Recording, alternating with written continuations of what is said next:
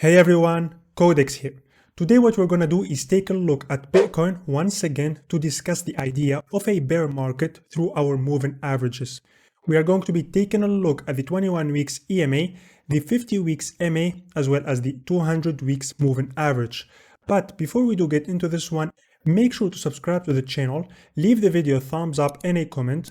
Also, make sure to join our Telegram group where you can get the risk metrics for free, and let's get into this one. Now, we are going to start this off with our 21 weeks EMA, and look, there is a lot of debate around this exponential moving average, but all I can say is that historically speaking, whenever we are in a bull market and in an uptrend on the macro scale, we tend to move above it, and whenever we are in a bearish trend, we are below it, and currently, Bitcoin is sitting at about 13% below our moving average.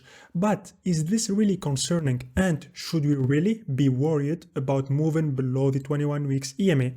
If we go back to our 2016-2017 rally, we can see that Bitcoin kept trending above the 21 weeks EMA throughout the bullish phase of the cycle. And look, we do in fact visit our EMA from time to time in bull runs and even go below it in several occasions, but it doesn't take us long before trending up above it once again. Let me show you what I mean. Right here, we were going above our moving average and we had a small wick below it. We did in fact go below the 21 weeks EMA, but it didn't even last a week and BTC moved above it and continued its race. We touched it here again. We slightly went below it in March of 2017, but we recovered in a week, and the same happened a few months later, and you can see that this keeps happening. BTC goes up, starts getting way too overextended from our EMA, comes back to it, test it, and continue its race. However, as soon as we start having more than 2 weekly closes below it, the trend changes completely and we enter a bear market or a mini bear market, like here when the price dropped below it, tried so hard actually to recover, but it didn't matter and Bitcoin dropped down. The same thing happened at the end of 2019. Bitcoin started having weekly closes below the EMA before entering another small bear market if we consider these two as two different bear markets, of course.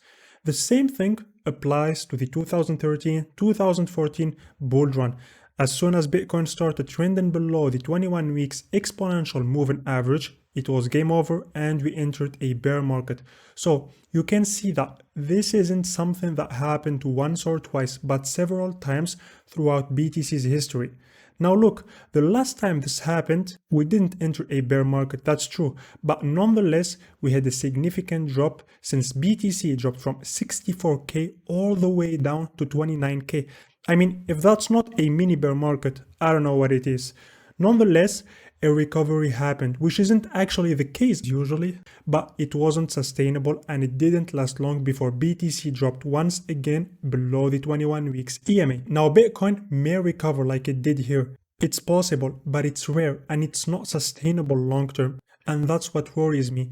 Now, let's talk about the EMAs. The 50-week MA as well as our 200 weeks moving average. And look, we don't have as many data points as we do with our 21 weeks EMA, but we can still use these two to understand the behavior of the market. This is very important. The 50 and the 200 weeks moving average are very important. So if we go back to 2014, when BTC's price started dropping, you can clearly see that we visited the 50 weeks bounced back up from it before dropping all the way down to our 200 weeks MA, where BTC spent actually 10 months hovering in that range. And look, what I want from you now is to focus on this bounce, and you will understand why later. Focus on this bounce. See, we dropped to our 50 weeks MA, bounced it back, tested again, and went below it. Now, in 2018, when BTC was dropping, it also visited the 50 weeks MA, bounced it back up right here before going down below it and entering a bear market. And look, we did in fact go to our 200 weeks moving average once again. In the 2019-2020 drop, BTC's price went once again to the 50 weeks MA, and we can even say that it went slightly below it actually. Nonetheless, we had our typical bounce back up before going again below it and moved to our 200 weeks MA. So you can clearly see it by now. BTC goes to the 50 weeks MA, test it, bounces back up from it, test it again, doesn't manage to hold it and drops below it to the 200 weeks MA. And guess what happened lately?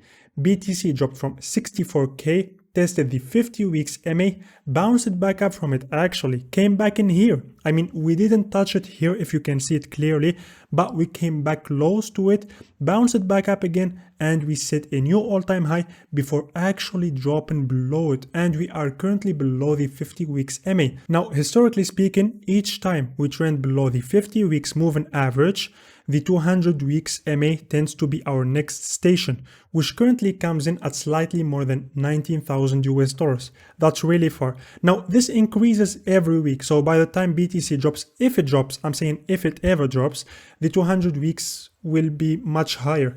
We have a 200 weeks moving average projection here, and you can see what I mean. If we reach our 200 weeks MA, for example, in April, it will be at 22k. And if we reach it at the end of the year, it will actually be higher than 30k.